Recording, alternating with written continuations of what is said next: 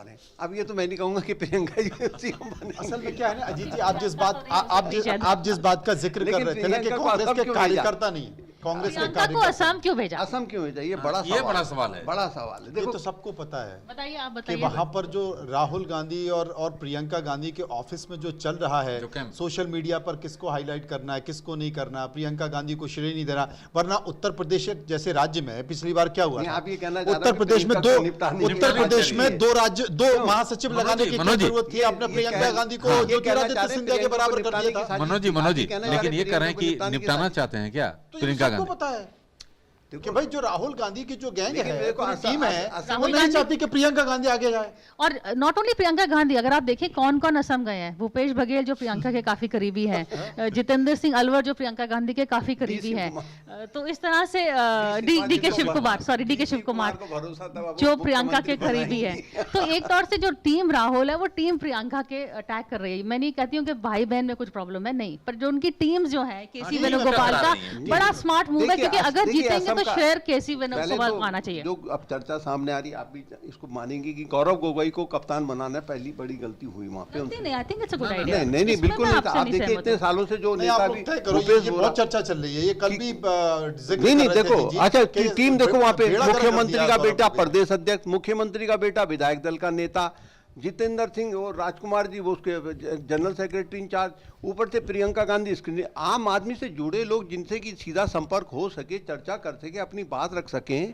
कौन है वहाँ पे? अब आपने ऑब्जर्वर के रूप में भेज दिए एक D Shiv Kumar, deputy CM है, कर्नाटक के एक सबसे बड़े नेता हैं इस वक्त कांग्रेस के, अगर माना जाए एक तरीके से देखा जाए। भूपेश बघेल, आपने कौन लोग स्क्रीनिंग कमेटी में? इमरान मसूद, तो भूपेश बघेल तो पिछले प्रियंका के करीब है। आप देखिए ना, हाँ सही बात है। आपने ये तो प्रियंका को देखो, इसमें कोई शक नहीं, ये तो प्रियंका को निपटाने के लिए आपने वहां भेजा, उनके लोगों को वहां लगा दिया, क्योंकि उत्तर प्रदेश की जिम्मेदारी ठेकेदारी प्रियंका ने ली। क्या हाल हो गया उत्तर प्रदेश का? 3% पे आ गई।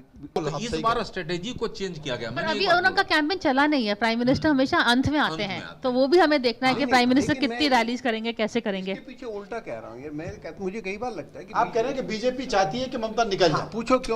हाँ, मतलब ये एक कांग्रेस अभी जिस पोजीशन में आ गई है उसमें 29 तक कांग्रेस को घेरने में बहुत आसानी रहेगी।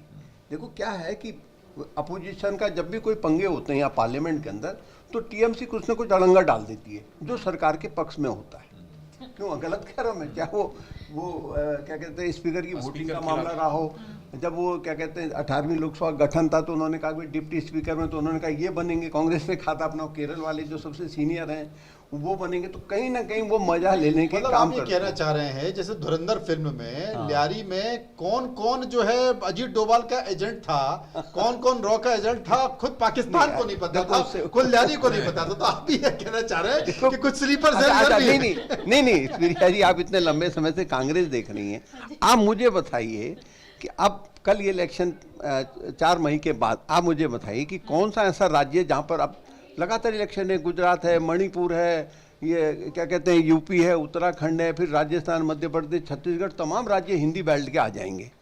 आ जाएंगे ही नहीं आ जाएंगे? आप मुझे बताइए कहाँ आपको लगता है कि कांग्रेस इस राज्य में बहुत मजबूत है?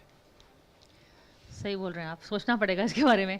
राजस्थान में मजबूत नहीं है, लेकिन राजस्थान में जो उलट पलट होता है उसमें वो लेकिन उसमें आ जाएगी। मध्य प्रदेश में कांग्रेस एक्चुअली, मैं अगर आप पूछे तो कांग्रेस का सबसे बड़ा गढ़ मैं कहूंगी हमेशा मध्य प्रदेश ही है, क्योंकि जो सारे टॉल लीडर्स हैं कांग्रेस के वो मध्य प्रदेश से आए हैं, पर अब एक भी नहीं बचा। अब दिग्विजय सिंह जी का स्वास्थ्य खराब है, तो दिग्विजय सिंह रेस से बाहर है, बीजेपी की तारीफ कर रहे हैं। मेरी तो चिंता ये है कि राज्यसभा बीजेपी में चले गए, ज्योतिरादित्य सिंधिया कांग्रेस में चले गए, एक मिस्टर जीतू पटवारी हैं और एक उमंग सिंगार हैं। तो उमंग सिंगार और जीतू पटवारी कितने बड़े नेता हैं, किसी से छिपा नहीं। तो फिर मध्य प्रदेश में आपके मित्र बनेंगे फिर कभी? सिंधिया जी बीजेपी में? हाँ, अगर बीजेपी फिर से आएगी जैसे कि आप कहना चाह रहे हैं, तो सिंधिया जी की क्या ड्रीम पूरा होगा?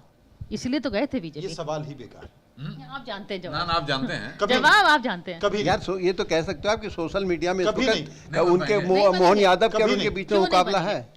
सोशल मीडिया में तो मुकाबला चल ही रहा है यार। बनना तो हर कोई चाहता है, लेकिन कभी नहीं बनेंगे।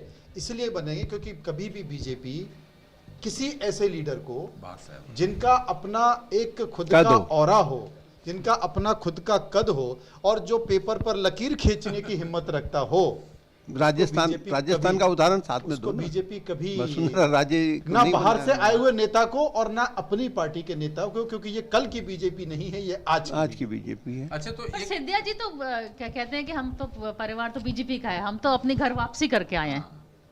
परिवार बीजेपी का मतलब सिंधिया मतलब परिवार राजमाता पुराना BJP सिंधिया, का हाँ, हुआ तो है। उनकी कहना है कि हम तो घर वसुंधरा वापस राजे और यशोधरा राजे सिंधिया को काय को घर पे बिठाए हुए हैं? सबसे पहले तो उन्हें महत्व दे दो, क्योंकि बीजेपी को खड़ी करने वाली कोई और नहीं बल्कि उनकी मां राजमाता सिंधिया हैं, जिन्होंने संघ को खड़ा किया, जिन्होंने पैसा देकर चंदा देकर बीजेपी को खड़ा किया। और आज उन राजमाता सिंधिया की दोनों बेटियां बड़ी दुखी हैं, बंद कमरे में आंसू बहा रही हैं, तो उनकी चिंता तो पहले बीजेपी कर ले, ज्योतिरादित्य सिंधिया की चिंता बाद में करेंगे।